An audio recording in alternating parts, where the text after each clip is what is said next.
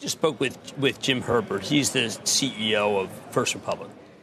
And I asked him, what are the outflows today? And he said, it's business as usual. Now, remember, I'm speaking to the CEO. That does not mean Jim Cramer says it's business as usual. It does not mean Jim Cramer says it's business as usual. Now, few banks are like Silvergate, but some are indeed like SVB. I think SVB's been overly punished after today. But who cares? It does not mean Jim Cramer says it's business as usual. I think the fears were not justified, and it's a very compelling situation. Hey, by the way, long-term private equity and venture capital, they're not going away. Being the banker to these immense pools of capital has always been a very good business. Stock's still cheap. It does not mean Jim Cramer says it's business as usual.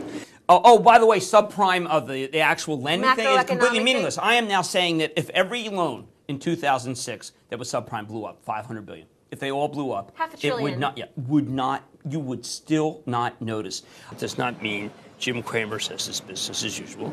Bear Stearns is fine. Do not take your money out. This is really, look, if there's one takeaway other than a plus 400 somebody, Bear Stearns is not in trouble. I mean, if anything, they're more likely to be taken over. Don't move your money from Bear. That's just being silly.